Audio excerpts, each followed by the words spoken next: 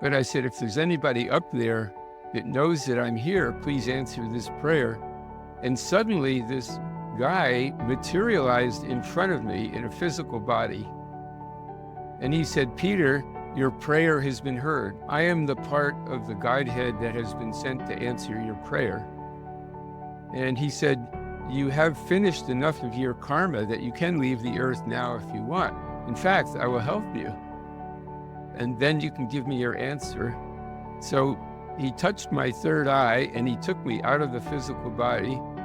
And I looked back and there was my physical body still sitting in the tree.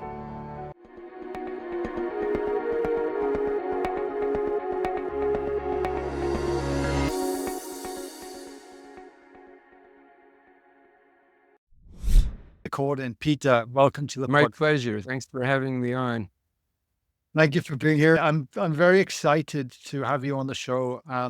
I really hope I do it justice because I can tell there's a lot of wisdom that you can share, and I'm excited to see where it goes. And I have to ask you, Peter, when I was looking at your website earlier, before we get into your background, you had an image, and I see the image that's directly behind you as well. And you can purchase it as a poster. That is phenomenal. Do you mind explaining that image? Well, sure. It's hard to see, but at the very bottom, let's see, the very bottom is a human being standing there. And they have kind of a emanation from the heart. And then there's a tube of light. Now, we actually have many higher bodies that are etheric. Like when you go to sleep at night, you have dreams, and some of those dreams where you have a subtle body, or people call it an etheric body, where you go out and explore and talk to people and have experiences in the etheric body. Well, then there's a more subtle body, and people have different names for these bodies, like higher mental body and so on and so on. There's supposedly 7 of them. And then the ultimate one is that ball of light, which is your true self. And, the Buddhists say that there's no permanent self. But I think that's not true because they talk about these lamas incarnating over and over and over. So who incarnates? There's got to be something that is permanent. So that is that ball of light. And I've actually seen that twice. Or I was awakened in the middle of the night and that ball of light was above me with these beautiful colors around it. And I said, who are you? I mean, this is wide awake. I said, who are you? And it said, I am you. I am your own God presence. And then I just passed out. And in the course of my life, that's happened twice. And I think, I'm a writer. And I know that was my destiny. When I was in college, I was told I was going to be a writer, but I didn't know what to write about. But Saint Germain and the masters gave me these experiences because they wanted me to write about them. And I've got, I think, 13 books out now. Wow. And basically, it's, God is really your own higher self, and even that being comes from a place called the Great Central Sun. So it's like we're all just rays of light from the same sun. So the light in your heart and the light in my heart all come from the same light. It's very beautiful. Yeah, they say that's how we can connect with each other. Totally. Yeah, they say we're made of the stars, isn't it? I mean, we've shared it many times. Well, that's it. Or made of, the stars are suns, so. Yeah. So what happens that you couldn't, people have a hard time finding God, but you couldn't take a breath without God. It's that light that comes down through the top of your head and it's anchored in the center of your chest. And in India, they call that the Jyoti, or the sacred flame. So that thing is like sending signals all the time. It's sending signals to your heart to beat. So it's not hard to contact God if you just talk to your heart. God is hearing you. God doesn't always give you what you want or talk back to you, but at least you know that you're being heard somehow. Yeah. I mean, I prayed to God when I was a kid and didn't get any answers. So anyway. No, it's a beautiful thing, isn't it? And I feel throughout my journey, I've learned more and more to connect and listen to my heart and follow. Yeah, that's it. Follow that. That's it. as opposed to which Western society is very stressful, it's very analytical, it's very linear driven, process driven. And it can be challenging. It was for me anyway at first to really lean in and start to trust that voice, that lullaby that wanted to be heard from the heart. That's for sure. Yeah. So So anyway, as a kid, in high school, I didn't really believe in God, but I joined the Presbyterian church because the girls I liked were Presbyterians, and we had nice, once a week we'd have a nice gathering and so on. But I kept asking God, if you're there, please show me, and I didn't have any experiences until I started doing Hatha yoga. I moved into New York City, and then I started feeling energy in my body. And I went, wow, maybe that's God, And then I started getting books on yoga, like the story about Ramakrishna and so on. And then, of course, I heard Ram Dass interviewed. Ram Dass, he's Baba Ram. He used to be Harvard professor, and he got kicked out for experimenting with LSD and went to India to find out if there were some yogis in India that could give him the same experience without drugs, So, but I grew up, I had a similar experience to Buddha. I grew up in a very well-to-do environment. People owned multinational corporations that lived around me, and they were working for the president, but they didn't seem happy. I just saw that the money and fame and possessions did not make you happy, that there was something else. And that's what I wanted to find out, which is kind of the core of Buddhism. That's what Buddha started out to find out. Where can you find happiness? Is there such a thing as happiness? And so that's how I went to India. And then in India, I met amazing beings that could precipitate objects out of the air, that didn't need to eat, that didn't age. I lived with these yogis in the Himalayas that this one yogi never ate the whole time I was with him, but he would about twice a week, he'd cook some rice for me. And just living with him, I really didn't feel very hungry. And so, I kind of, I didn't really want to come back to the West. I wanted to just live in a cave in India and then ascend, or in other words, merge with my higher self, But Neem Karoli Baba, that's Ram Dass's guru, he told me, you need to go back to the West. And then what happened was I was in Berkeley, and I still didn't know what to do with my life. I was just living on somebody's floor in Berkeley. And one day, a ball of light like that came down into the room, and it said, go to Muir Woods. That's this redwood forest near San Francisco. And I went, he said, I'll meet you there. So I went there. It was raining. So I found a tree, a big redwood tree that was hollow, and I climbed inside of it to get out of the rain. And I was praying to leave my body. And I'm not taking any drugs. I'm not a drug person, And I've experimented with it, but this experience was not under any kind of substance. I had not taken any substance. And I thought, actually, before I leave my body, this is a big decision. Maybe I should pray to somebody. But I didn't really believe there was anybody up there, like what I call now the Ascended Masters, Saint Germain, Jesus, Kutumi, these beings.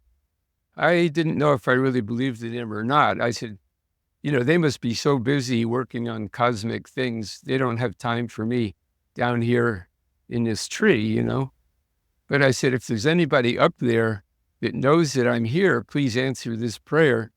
And suddenly this guy materialized in front of me in a physical body. He looked like a hiker. He was wearing blue jeans and tennis shoes and so on. And he said, Peter, your prayer has been heard. Now, first of all, how did he know my name? He didn't walk up to me. I would have heard the twigs and stuff, cracking. There was nobody there. The next minute, somebody was there. And then he knew my name, said, Peter, your prayer has been heard. I am the part of the Godhead that has been sent to answer your prayer. And he said, you have finished enough of your karma that you can leave the earth now if you want. In fact, I will help you. And then you can give me your answer. So he touched my third eye and he took me out of the physical body. And I looked back and there was my physical body still sitting in the tree. And I was in a little bit more subtle body. And he put his arm around me, he took me up off the earth, and we went into this realm where the beings were balls of light like that. Everyone was in their higher body. And there was a feeling of bliss. It was just tremendous bliss. And I said, this is it. This is where I want to be. And then I heard crying coming from someplace. And I looked down and there was the earth. It was like this blue ball beneath my feet. And the sound of the suffering was just awful. And I said, what is that? And he said, that's the suffering of humanity. The masters hear that all the time. And I said, oh, I want to go back and help. And see, later I found out this is called the Bodhisattva vow, when you're offered liberation, but you choose to go back and help. And then he said, I want you to help me in my work, but you need training first. So I want you to go back to Mount Shasta and your teacher is waiting for you there. And then the next thing I know, I was back in my body in Muir Woods inside the tree. And he said, now I will show you who I am. And in front of me, he turned from this hiker into this master who I recognized, picture of Saint Germain. That's from Unveiled Mysteries. So suddenly this master is standing in front of me. And then he said, go to Mount Shasta. And then he just disappeared into thin air. Well, I felt like I'd been hit by lightning. I was so energized. I got in my car and I started driving. And for some strange, it should be a 5 or 6 hour drive. Somehow I got there in 2 hours. It's one of those mysteries. And people were having breakfast there. And then I had long hair down my back. This is what I looked like in 1972. That's my passport. I saw that picture. book today. Yeah, I looked like a hippie. And there were signs up all down the main street, no hippies allowed. But I was hungry and I didn't really call myself a hippie. So I walked into this restaurant. You could have heard a pin drop. People were, you dare to come in here, But they fed me. And then a young guy came up to me and he said, you are supposed to see a lady in town by the name of Pearl. And that's, I don't know if I had her picture here. I think, well, anyway, I don't have that one here, but, oh, here it is, sure. This is Pearl, my teacher. Anyway, so this guy said, you can use my phone. This is before cell phones, and he owned a health food store. So I went over to the store, used his phone, and Pearl said, come right up. So I got to her door, and she said, I've been expecting you. And I said, how could you be expecting me? We've never met. She said, the Master Saint Germain came to me this morning and said that he was sending you to see me. And she said, in fact, I've been waiting for you for a long time. I was introduced to you before you were born. Like she was 65 then, and I was like 27 or something. And she said that Saint Germain had introduced us a long time ago. So that began my apprenticeship to Pearl. Now, she had been a student and she'd been an assistant to Godfre Ray King. He's the one that wrote Unveiled Mysteries, and he started the I Am activity. And that's like one of the big chapters in the unfolding of the New Age, the I Am, meaning God, instead of praying to God up there or out there, you realize God is within you. And when you say, I am, you're calling the God presence forth, and then you use like the power of positive thinking. Instead of thinking a lot of negative thoughts about Mm. yourself and your life, you start thinking positive thoughts and then creating a positive reality. Wow. You know, I know I had a good example of that. One morning I woke up and I had all these negative thoughts about how little money there was in my bank, and uh, just a lot of things needed taking care of. And all of a sudden, I remembered this song. Um, I think it was James Brown. I feel good. I knew that I would. You know that Mm-hmm. song? And as soon as that, it just went through me, and I jumped out of bed, and that day was fantastic. All the problems disappeared. So that's like a very graphic example of affirmations, you know? I mean, most people are just sitting there thinking of all the negative stuff that they've got to do and what's wrong with their life. If you can turn that around and say, you know, I am being shown what to do. I am creating abundance. I am entering into the perfect relationships. I am being guided in everything I do. I am happy. I am in the presence of the living God. And you meditate on that, then you start to create positive things. So those are the teachings, you know, of Saint Germain given to Godfrey, and my teacher Pearl was his assistant. So I kind of got it from her. I got to ask you a few questions, if that's okay. That time, first Sure, of all, yeah, go right my ahead. jaw is, let me just pick my jaw up off the floor. That is an incredible story, like truly. And for me, there's a huge curiosity around the Ascended Masters at the moment on my journey. I don't know much about them, but they keep coming into my sphere more and more. And I'm curious, Peter, like at the time, there's two questions I want to ask you. One is, when you said you went into the woods to leave your body, were you thinking to leave it permanently, like to end life, or was it more? Yes, Oh, yes, wow. permanently. Wow. Okay. Now, some of these yogis, they will just leave the body and then somebody has to cremate it, or they throw the body in the Ganges, but they're liberated and they're existing in a higher realm. In other words, they finished all their karma. They don't have to reincarnate again. Why did you want to leave You the know, body at that point? Was it? well, there's nothing more I wanted to do. You know, I grew up in a very wealthy community, and I saw that fame and money and prestige, you know, it was not going to make me happy. And then I saw people that were married, and, you know, I know they loved each other when they got married, but, you know, after 30 years, maybe they weren't so happy anymore. It was just kind of monotonous. And I felt at the age of 27 or around there that I had really done everything that I wanted to do. I'd been around the world. You know, I'd done a lot of exciting things. I'd been to the Andes, skiing in the Andes Mountains, and I'd tried lots of things. I was a championship downhill racer skiing, Wow. and, you know, I just done a lot of things, and I saw nothing in the human world seemed like it was really going to give me the happiness I was looking for. And at this point, I knew that there was a higher world, and I didn't know about the Ascended Masters, but from what the Buddhists say, you just kind of merge into the sea of pure consciousness. You know, in fact, let me tell you, I did have an experience when I was doing Hatha Yoga. I studied with Swami Satchidananda. He was the first guy really to bring Hatha Yoga to the US in a big way. But I was lying, after I finished the Hatha Yoga, I just lay down and I went into what they call Nirvikalpa Samadhi. It was just a state of absolute bliss and light, and hearing the cosmic sound Om. But it's not just Om, it's like, oh, you know, and there was no self at all. So I understood that if you became fully enlightened and left the body, you would merge into that ocean of bliss.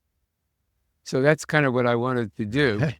And that not happened like, in a yoga class. well, I was doing yoga at home, and at the end of the session, I lay down on the floor, what they call corpse pose. You lie Oh, on your back, Shavasana. you know, like Yeah. that.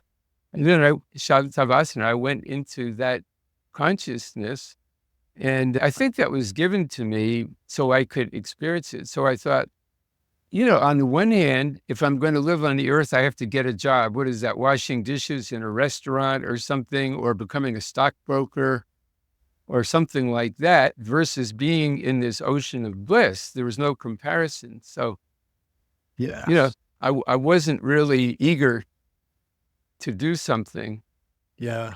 I understand. And when Saint Germain turned up then, were you familiar of Saint Germain, or was that the first Ascended Master you had connected to? I was a guest of the Theosophical Society in India, and I picked up the book Unveiled Mysteries there, but I wasn't ready for it. It seemed too phenomenal. They said that in the higher octaves, the book was covered with jewels, and I was in the yogi renunciate phase, and I thought, well, these people are just into money and jewels and stuff. I had heard his name because Godfre Ray King wrote about meeting Saint Germain.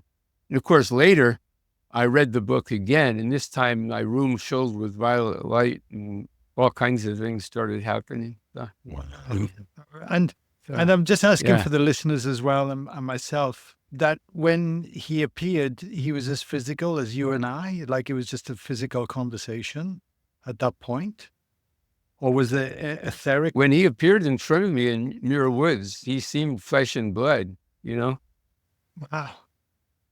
But then when he came in this higher body, like that, well, he first appeared physical, but then he just faded out and became like, I could see through him, and then he just disappeared. But I have met Saint Germain and two of the other masters in the physical body at other times. Do you mind sharing when you met the other masters and who they were? Is that? Well, I met, I have the pictures here, Kutumi and El Moria. It's too bad I have their pictures on the wall. If you wanted, I could show them to you, but here's one of them please right grab here. one. Yeah, well, this is El Moria. Now they're Madame Blavatsky wrote about them. She was started the Theosophical Society, and Kutumi looks a little different, but also very amazing looking. And so the first few years I was in Mount Shasta, they gave me this training that was very difficult. They would just send me on a trip with almost no money and not tell me where I was supposed to go. I'd just get in the car and start. I was learning to follow the guidance, which is not a voice in your head so much as a feeling, and learning to get that and to trust it. And so I got up into Canada, and then I was told to go to Israel. How I got the money for the ticket, it's all a long story, which I wrote about in my book, Apprentice to the Masters. Anyway, so I was on the plane, and, it was a long flight from Calgary, Canada to Tel Aviv. So just to kill time, I thought I'd walk around the plane and see if there's anybody interesting to talk to. So I, walk up and down the aisle, and really I couldn't find anybody that looked like they wanted to have a conversation. So I just basically meditated, and then the pilot announced in half an hour we'll be landing at Ben Gurion Airport, in Tel Aviv. And I thought, well, I'll use the bathroom before we land. So I got up, and apparently a few other people got the same idea. Well, I went down the aisle, and a few rows behind me, there were Kutumi and El Moria sitting in a chair. Now, if they had been on the plane, I would have seen them. Their appearance is very, very striking. Yeah, I don't know if I could see. In fact, here's a picture this is Kutumi and El Moria and Saint Germain with Madame Blavatsky. Wow. Now, if you saw those guys on the plane, you would know it. Did you speak to them? And there they were behind me. Yeah, well, no, what happened was I just stood there in shock, and I was having a telepathic conversation. I was saying, what are you guys doing on the plane? You can travel with the power of thought. If you want to be someplace, you can just be there. What are you, on vacation or something? Shouldn't you be in the Himalayas? Inner conversation. I was talking to them, but they weren't saying anything to me. But they were smiling, and they had twinkling eyes, which in the pictures, they look very serious, And anyway, at that point, the guy behind me pushed me. He says, your turn to use the bathroom. So it's a choice between talking to the Ascended Masters and using the bathroom, but I thought, they'll be there when I get back. You know what I mean? So I used the bathroom and I came back to talk to them and they were gone. And I walked again all around the plane. They were not on the plane. Wow. And when the plane landed, I struggled to be one of the first people off. And I watched everyone get off the plane. They were not on the plane. But then again, I didn't know where I was supposed to go. I had $100. It had to last me a month during my stay in Israel. And I heard, so I went to the bus station downtown Tel Aviv, and I went in. There was nobody in the bus station except Kutumi. He was sitting there in a chair. And I could not figure out how he got there so quickly. He was there ahead of me, you know. And I had gone immediately there. And the love that he emanated, it was like Jesus. I mean, I have a picture of Jesus up there too. That's Jesus up there. Yeah. It was like you go into a bus station and there's Jesus sitting there and nobody else. You know, I wanted to kneel down and touch my head to his feet.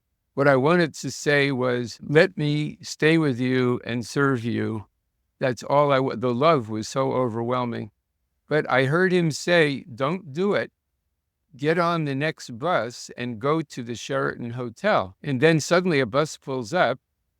And I said, no, I want to stay and talk with you. But he said, again, I don't think his lips moved, but I heard him very clearly inside, said, go, this is your bus. You better get on it. He said, this is Israel. The buses don't wait for anybody. So I got on the bus, went to the Sheraton. And then that's a whole nother story. I had an experience where I met, not then at the end of the trip, where I met Saint Germain in the physical body in the travel agents, in the airline office. He helped arrange my ticket when I left Israel. It's funny because I wanted to change my ticket. I wanted to go to Greece from Israel. And the travel agent said, I'm sorry, I can't cash a traveler's check. It's too late. The bank, which is just next door, just closed. And this man walked in, a young man, looked like a normal person. And I thought he was trying to push ahead of me. And I said, excuse me, I'm before you. And he just kind of winked at me. Then I realized he was Saint Germain. And he said, come with me, the bank will reopen. She said, this is Israel. When the banks are shut, they don't reopen. He went to the door and the manager of the bank opened it and they cashed my traveler's check and I was able to change my ticket. Wow. And at that point, I realized who he was. And then anyway, I left out a lot of the fun details, but it's all in my book there. So I've met them a number of times, and they can take on any form. They don't have to look like a master. When you had those experiences, did you share it with anyone? Do you think, is there a part of you think, well, not at the time. Yeah, like, because it's so uncommon. You know, it's not a regular occurrence. Yeah, it's very uncommon. Yeah. No. Wow. Well, that's why I had to write these books, because at some point, Saint Germain said, I want you to write these experiences down. And I think that's why he gave them to me. People are supposed to know who these masters are, you know, and that's our destiny. We can become what they are, you know? Yeah. Well, it's no accident this podcast happened, you know, how we stumbled across and you having this conversation. And the last several podcasts I've had on Ascended Masters have come up in the conversation. Yeah, it's fascinating.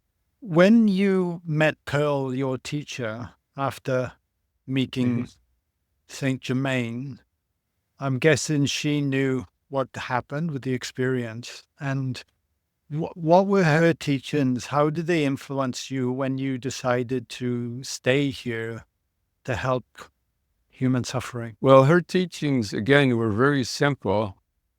I mean, she totally had the I am teachings, but what she did was the first day that I met her, she said, would you like to meditate? And I said, oh, yes, I love to meditate. So I was going to sit on the floor, get in lotus position, you know, close my eyes and do the whole, you know, yogi thing, you know. And she said, you don't need to sit on the floor to meditate. In fact, you don't even need to close your eyes. And I said, you can meditate with your eyes open? She said, yes. It's your attention. It's the important thing. just turn your attention inward and feel like a sun in the center of your being. Just imagine there's a sun there and say, I am the living light. And when I did that, I saw a light come out into her living room. And I went, wow. She said, what happened? I said, I saw the light. I always hear, they always say, have you seen the light? And I'd never seen it. And I said, there really is a light. It's not just a metaphor, that there really is a light, And then she said, now settle down, turn your attention back to that sun. Of course, the two of us just focusing on that sun. And I'm saying, I am the living light. And she's doing the same thing. And she's saying, I am the presence of God sending light to Peter's heart. And I'm saying, I am the Son of God sending light to your heart. And the light around her got bigger. She almost disappeared. And she said that I was surrounded in light too. And after that, we used to, in the mornings, I lived just a 5-minute walk from her. And that's how I would start my day. We would sit there looking into each other's eyes, but not staring. The attention is really inner. And just feeling that light and knowing that that's God, and like in India, they say namaste. That means the God in me honors the God in you. But to actually do that, to know that you have the power to bless somebody and send a ray of light from the sun in you to the sun in them, and they send it back to you, amazing things happen. I remember when I was a kid, sometimes I used to look in the mirror real close and my face would change. I don't know if you ever did that. It's like you're seeing past lives or something like that. It's kind of like that, where you shift your consciousness out of the mundane 3D reality and you start to enter a more etheric world, Wow. And after doing that, sometimes the guidance would come through. Now, another thing happened. Actually, the first time I met her, and she said, Saint Germain is here and he's giving you guidance. And I said, I don't hear a word. I said, would you channel something to me? And she said, I am not allowed to channel. That would weaken you. You don't become a master by listening to channels. That he is teaching he's giving the message to your higher self. And when you need to know what it is you're going to do, you will just do it spontaneously. She said, the highest form of guidance is just spontaneously do the right thing, from the intuition, because your higher self knows what you're supposed to do. So she said, Saint Germain is instructing your higher self. So when the time comes, you will just do the right thing, Yeah. Interesting. But there are very few times the masters came to me and said, do this or do that. And that's the problem with channeling, is it weakens people. And that's not usually actually coming from the master. It's what Pearl called inspirational channeling. Like if you really love Jesus, you could channel the message to me now from Jesus. It would be the kind of message that you would imagine Jesus would give, Oh, my child, I love you. You've been through many sufferings and know that I am with you, and that kind of thing. You're inspired by your love for Jesus, but that's not the same as Jesus actually appearing and saying, Guy, tell Peter I said this, Yeah, of course. But so there's a lot of people doing this inspirational channeling. yeah, no, it's interesting. And I've had people that channel on the podcast, and I'm always curious around it. And there seems to be, in this time of history, though, more and more people being open and receptive to these conversations, to this line of work. And I don't know, it seems to be more people channeling. I don't know whether it's technology binding or there is a elevated consciousness wanting to come through to help humanity. I mean, what are your thoughts on all that?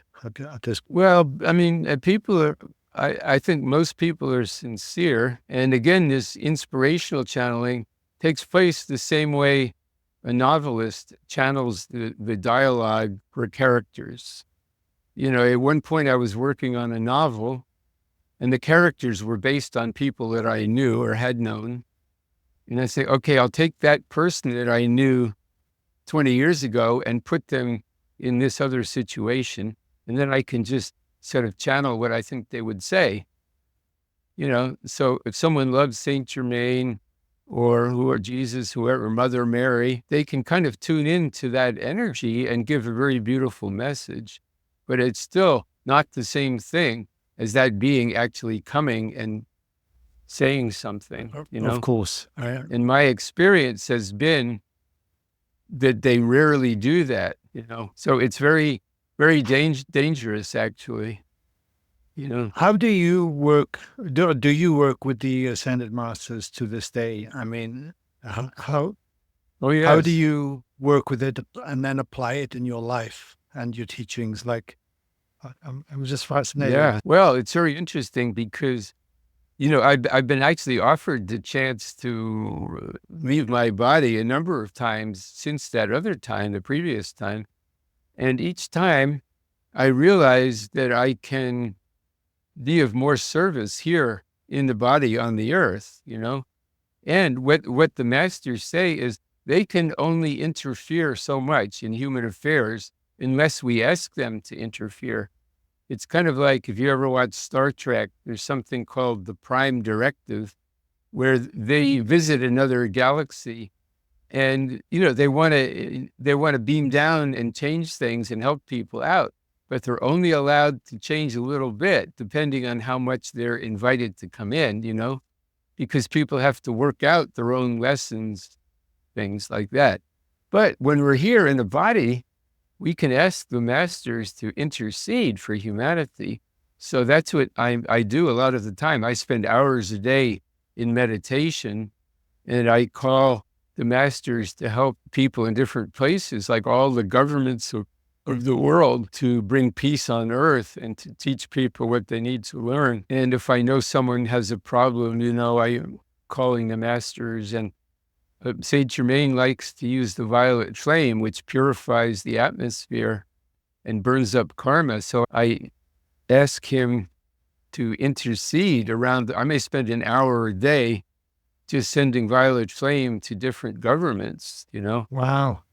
It's interesting. The other day, I was sending light to a world leader I don't think of very much and asking him to be blessed and guided and sending him love. The next day, I was meditating. I wasn't thinking of him. His face appeared in front of me, and he said, "Would you do that again? I need more. I need more of that energy." This is a well-known world leader. I just, don't think that you're just sitting down there, down under or whatever, or I'm sitting in my little room out in the desert here. You're in the center, quantum mechanics. Through quantum mechanics, we're all connected. So when I say a prayer here, it can go, it goes to everybody because we're all connected. And the same with you. You can influence the world right where you are. In fact, this podcast will influence the world. No, I couldn't agree more. We've had conversations on the power of intention and the power of prayer and how it affects, and they go in non-locally, how science starts to call it, and beyond space and time, and that instantaneous connection. I mean, Einstein spoke about a spooky action at a distance, right? Where it was simultaneous. Yeah. So let's take that world leader, for instance, that appeared and said, "I'd like some more of that, please don't stop." Is that his higher self or her higher self coming? Would they, as a physical person, be unaware that is coming through? Like, how does that work? I think physically they would be unaware, probably. Yeah. But again, it's not their I am presence. It's one of their higher bodies, an etheric body or a higher mental body, like their soul. The soul is aware somehow. So they're sitting at their desk someplace, in China, and they're not aware of me, but, just for a minute, they think, "Oh, I had that beautiful feeling yesterday. I wonder how I could get some more of that." Then their higher self comes, Right. Even more reason for listeners to check out your poster that we mentioned at the beginning, to get a visual of that. It's sitting behind you, that image. Yeah.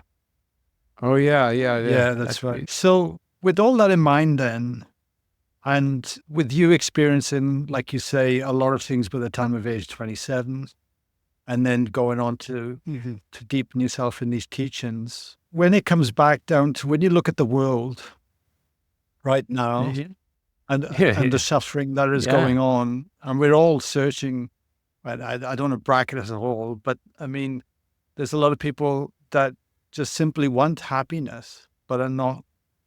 What would like from your wisdom, what is the key to happiness? Like truly, what have you found? The key to finding happiness is to give happiness, to help others. You know, it's not if I go here, or if I find my twin ray, or if I have $1 million, or it's all, you know, me, I want.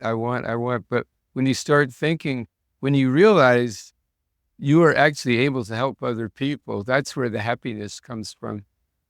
I mean, if you spend 10 minutes looking at the news in the morning, that can keep you depressed all day. Oh, yeah. So what I say is, okay, I'm sending love to the Ukraine, or I'm sending love to these presidential candidates, or I'm sending, you know, if you have bad ideas about people, you're sending negative energy to them, and that makes them worse. What if you send good energy, send love to them, call for them to be enlightened? So say, I am sending enlightenment to these people. I ask the Ascended Masters to enlighten all world leaders, and then just visualize that, a master over the head of these beings, sending a beam of light down. And gee, you know, I feel pretty good now, you know, if you just, I am the divine love. In fact, sometimes I call on Mother Mary. I am the divine love of Mother Mary coming forth in the heart of Vladimir Putin. And I know he got that. And I feel good. I feel good that I did that. So, you know, I mean, I could say, Mother Mary, I would like to feel more love. And that's good too. But when I ask her to send it to somebody else, I'm getting it also at the same time. Like what you call for others, it has to go through you first before it goes out. Yeah. So when you're healing somebody, you're healing yourself also. Do you feel there's a tipping point in consciousness that if there are enough people holding a space of love and light, giving and sending love and light, that like almost like a beehive or something, there's going to be a tipping point where it's going to ripple through humanity itself and all of consciousness? You know, Maharishi Mahesh Yogi, he's the one that started transcendental meditation. As an experiment, I think this was in the 70s, he sent a lot of meditators to Washington, D.C., I think 2 different hotels, and had them meditate hours a day. And the crime rate dropped by 40% in the city. And he did that, I think it was for a month or 6 weeks, something like that. And he did that experiment twice. And each time the crime rate dropped substantially. So, you know, they didn't even have 1%, but he said if you had 1% of the world meditating at the same time, that would probably be enough to establish world peace, you know. And they also found that if people who are prayed for in the hospital get better sooner than people who aren't prayed for, and they did this study so that the people that were prayed for didn't know they were being prayed for. You know, the people would just sit out in the parking lot or something like that. So whenever I drive by a hospital, I call on the healing angels to come forth to the people in that hospital. And even after I'm gone, I call on these angels to stay there and keep healing those people. And that's doing something. Yeah, absolutely. And do you feel then with the Ascended Masters, with the angels or archangels or whatever terminology you want to use, that at this time on the planet right now, that support is more prevalent and maybe the connection is more available? And it's such a critical point in the feeling I get is that it's at a crossroads almost. And I'm trying to even find the right words here.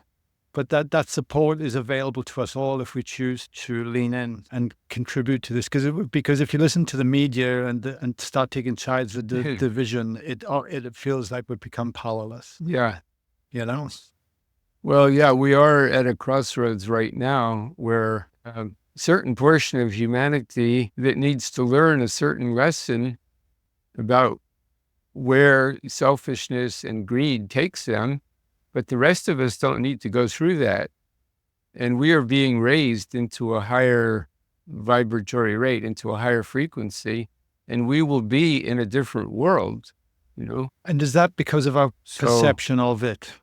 When we say different world, like what we choose to focus on becomes our reality ultimately. yeah, well, as we raise our own frequency, kind of hard to explain it, but there are other worlds right here on the earth. And like, for example, on Venus, they talk about beings coming from Venus. Well, we know on physical Venus, there's no civilization there, but there's a higher frequency Venus where there are beings, or maybe even within the planet Venus.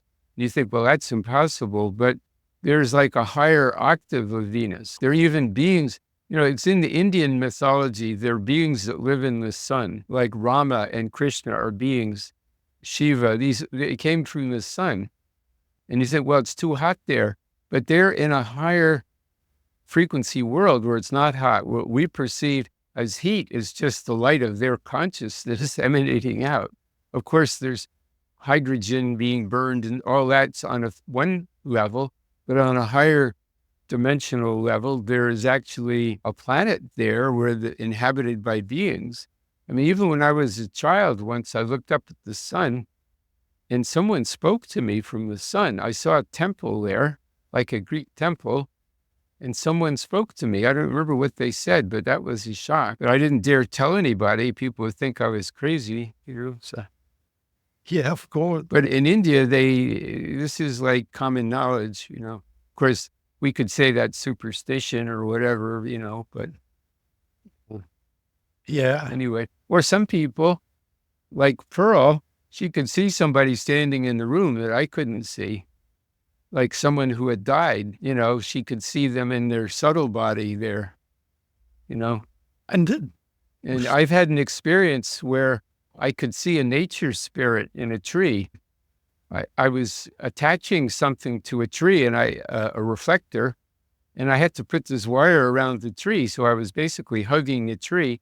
Suddenly it kind of lit up and I could see this angelic being, like a little girl in the tree, sending love to me. It was absolutely beautiful. Now I went back to the tree and tried to see her again and I couldn't. But see, I knew, and if someone else had been here, they might not have seen it either, but it showed me there are conscious beings around us that we don't see. But if your inner sight is developed, you can see it. So there are other worlds there are other worlds on the earth that we don't see. it's just different octaves of vibrations. Octaves, yeah. Yeah. And what are your beliefs around after we die then? Are we constantly still continuing to raise our frequency? Is it multi-layered? Or do we just go back to source and then reincarnate? Well, they show you there's like a past life review. In fact, there's a Hollywood movie about this. It's called Defending Your Life. It's Meryl Streep. It got some Academy Award. Oh, okay. Rip Torn and so on. But it shows these people, after they died, they have to go to court and they play them clips of what they did in their life. And they said, now, this doesn't look very good. You beat that person out to get in the parking space. That was not very good. Can you defend what you did? And you go, well, actually, I was in a rush because I wanted to help someone and I needed to get in and out quickly. And they go, okay, we'll let you go on that. So anyway, it's like a trial almost. So except you review your life and maybe even some past lives, and you realize where you've hurt people and you just naturally want to come back and help them. Or there's some lessons you wanted to learn that you haven't learned yet. Like, I want to be more compassionate. Well, then we're going to put you in this situation where you learn that. So you might see your past life and think, well, I feel like I'm pretty good. I haven't hurt anybody and I've healed all the wounds and I'm ready to go on.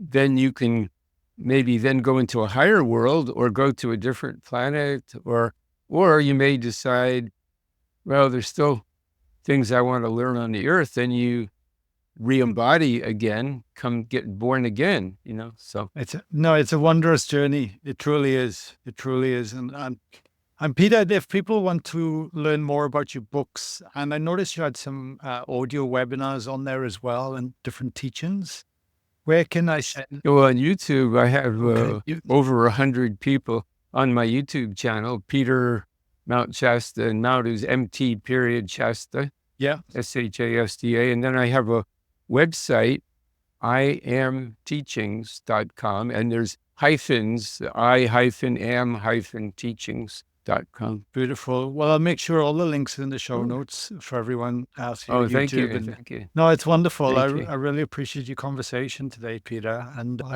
I hope I've done it justice for the listeners. I feel like I've only scratched the surface with you somehow, but Oh, yeah. Well, only have so much time, but people should just know that they're being heard all the time. There's no prayer that is not heard. I was going to say, is there anything you want to leave the listeners to ponder on as we wrap things up after what we've covered today? Well, I would say learn to meditate. I give one of the videos, a lesson on Vipassana meditation, where you start out observing the in-breath and the out-breath, and that stills the mind. And then you label thoughts, and then you see there's a gap between the thoughts, and then you ask, who is observing, or rather, what is observing the thought? And you realize there is a vast consciousness that is observing you thinking, and then you realize, I am that, and identify with that rather than with the thoughts. Then you can choose to say, I want to identify with love.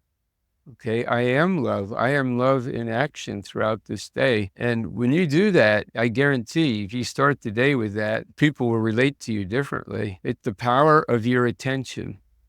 So first you have to learn, to pay attention to who you really are, not just be like a toy that's wound up and then you let it go, but that you have the power over your attention. So meditation practice will give you that power. And then once you have that power, then you can choose what you want to be, what you want to become through the power of I am. Love it, Peter. Thank you so much. And listening in the background, my 9-month-old baby son has made a guest appearance a few times, I think, on this podcast today. But we did well. It's a blessing. Peter, thank you so much. That's good. I really appreciate your time. Thank you so much, Guy. I really appreciate it and hope to talk with you again sometime. 100%. Thank you.